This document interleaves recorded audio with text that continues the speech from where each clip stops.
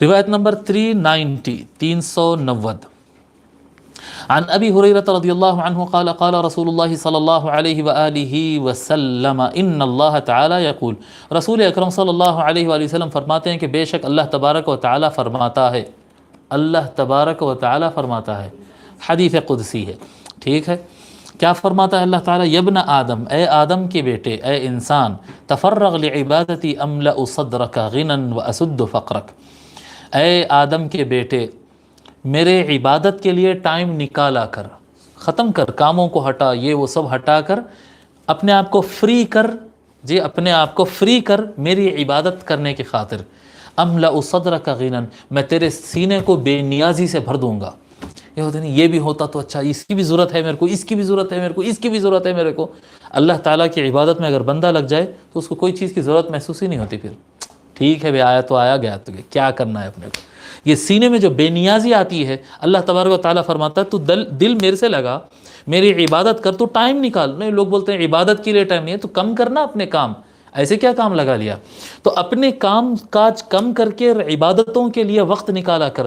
جتنا زیادہ تو عبادت کے لیے وقت نکالے گا تو اتنا زیادہ تیرا سینہ بے نیاز، دل بے نیاز ہو جائے گا، تو بے فکر ہو جائے گا۔ پھر ساتھ میں فرماتے ایسا نہیں کہ بے نیاز ہوتے محتاج ہو جاتے، نہیں، املأ صدرک غنا واسد فقرک، تیرے سینے کو میں بے نیاز کر دوں گا اور تیری ضرورتوں کو بھی پوری کر دوں گا۔ واسد فقرک، کوئی چیز کی ریئل میں تجھے ضرورت ہے اور تجھے نہیں ملی، ایسا نہیں ہوگا تیرے ساتھ۔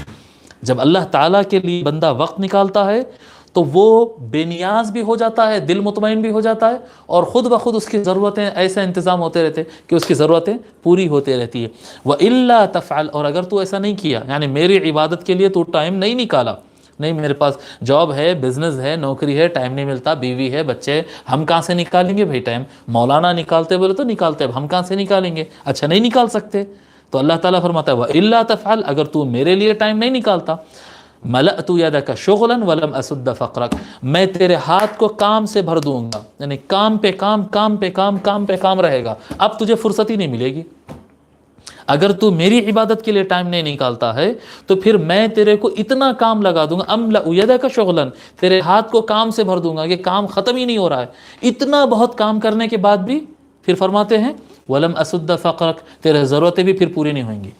کام پہ کام کرتے بھی رہیں گے، ادھر قرضے بھی برابر، ٹینشنز بھی برابر، بیوی بچوں کے مطالبے بھی برابر، اور وہ کام باقی اور یہ کام باقی، ارے اس کے لیے پیسے کہاں سے لائیں گے، وہ انسٹالمنٹ کہاں سے کریں گے، پھر پریشانی کی ضرورتیں بھی ختم نہیں ہوں گی، محتاجی برقرار بھی رہے گی، کام بھی زیادہ ہو جائے گا۔ میرے لیے ٹائم نکالا کر، اللہ تعالیٰ اس طرح سے فرماتا ہے۔ اس حدیث شریف کو امام ترمذی اور ابن ماجہ نے روایت کیا، اور امام حاکم نے کہا کہ یہ حدیث صحیح ہے۔